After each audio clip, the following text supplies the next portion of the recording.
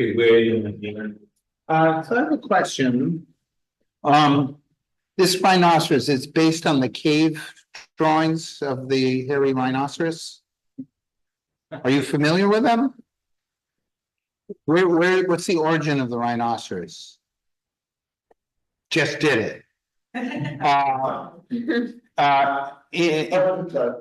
yeah, well, it looks just like, so there were hairy rhinoceroses that lived in Europe, and there are cave paintings of the hairy rhinoceros, which are extinct. So they're interesting because they may be the memory of the unicorn, because they were living there with people prehistory before they killed them all.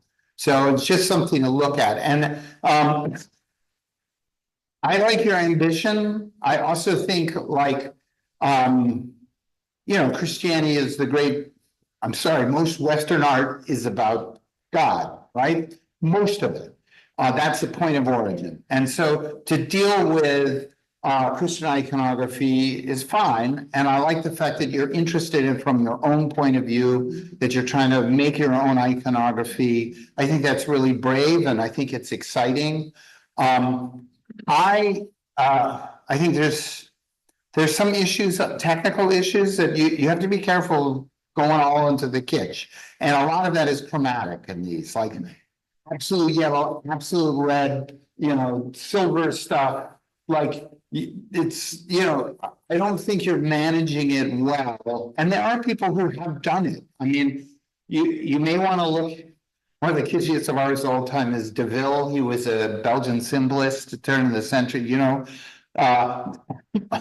Look at when it's successful and when it's not. It's not successful with him. That kind of chroma. Grunwald, talk about acid trips. Crazy. Christ coming out of the tomb. It's totally 60s. Like, look at Grunwald, one of the greatest religious artists all time, equal to Michelangelo. I am personally, I hate it when teachers do this because it always seems condescending, but I'm sorry. I like the rhino, I like the fish, and I like the little figures. I think when you make them there, they're less overladen and they have something like, what if it was like a giant rhino? And of course, we know fishes are symbols, all sorts of things are symbolic about, like, I think you can get there in a simpler way. But I think you need to, your ambition is great and profound and wonderful. I think you need to rethink your technical language a little bit to make it accessible on certain levels.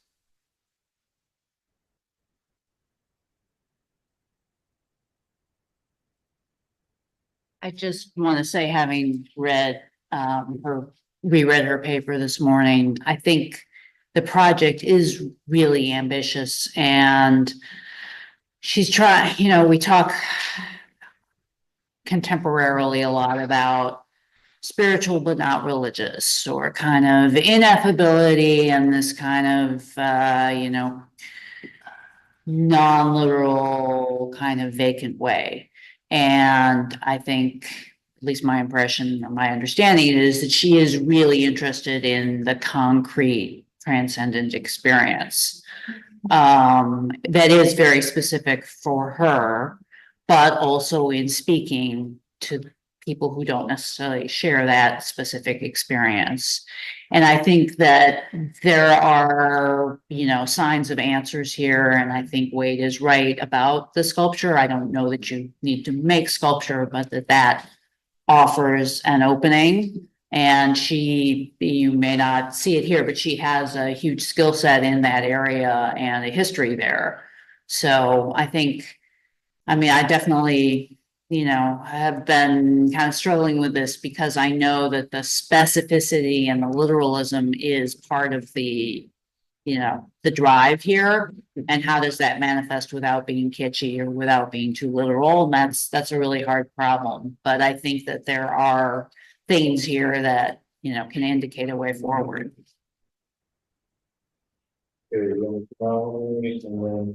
Sarah. Hi, nice to meet you. Congratulations. You have a lot of varying directions here. I was excited to see the little sculptural pieces over there that might be missed. And one question I have is about the composition and maybe looking more at our history and leaning into it and searching for those compositionally that resonate with you. I think it's really hard to create vertical paintings like this. Maybe looking at that the triptych of Jan van Eyck in the Met. There's something, you know, now I didn't even see this little figure at first in the beginning of that, you know, really makes you feel like you're looking up and down, but maybe looking at how other people have done it in the past could help you. And then the trees seem a little like equally placed, and I'm wondering, is that intentional, or is it, you know, when we see trees in group or in any kind of natural setting, usually they're kind of in groups, or it just the compositions, the rhythm of the compositions feel like there needs to be some growth there. That's all. Yeah, congratulations. So this is very ambitious. Yeah. Sarah. Yeah, I came in late, and this is a very exciting room to come into because the work is quite different. Two artists who seem to be doing a great deal off screen, you know, outside of the rectangle that we're seeing, and have worlds and ideals and beliefs and performance. So I think that pertains here. This was my student, and I have never seen the work, and I have read about it, and this is a real excitement for me. And I think I would echo what was said before about it being ambitious, and just maybe make a couple of comments that are personal since I know you, and just tell you what I'm resonating with now that I'm seeing the work. I see an artist who is trying to wrestle with a great freight of symbolism and archetype that's come before her, and yet she wants to come from a place of, I would like it to be embodiment, perhaps, like she's feeling something herself. And I see elements of narrative injecting what I assume to be a stand-in for the journey, you know, Thomas Cole or something, you know, this journey of the artist to this other place. And it has this kind of, you know, palm trees that I associate with perhaps early Christianity and some narratives and some very illustrative things. And somebody said kitsch. I say, look, you know, there's a lot out there. And then archetypes of, I don't know if it's a whale or whatever, a kind of herbivorous whale, you know, swallowing its own tail. So dealing with personal narrative, dealing with infinity, dealing with symbolism. I respond most to the 3D works, perhaps because I'm looking for some kind of embodiment. And I responded most strongly just to this tiny bit of, could I read it out loud? To everybody? It is difficult to talk about God, but not because I do not know him, but because of how others know him, and it's capitalized H, or have heard about him. And that to me is like the focus of this entire thing. And then I lean back and I see a head, and then I see a drawing with all sorts of floral things. It seems like this experience is in the head of the artist, and she's trying and wants to imply that there are things outside that can't be delineated and known. And I'm a religious person, but I don't deal with iconography, I deal with observance and ritual. And so perhaps I relate to these because just like that other work, it seems like something happened for that person. And that I'm getting to allude to it from an allusion to it's happening here. And you know, the fourth commandment, thou shalt not create a graven image. It's a tough one. There you go. Okay, Zane.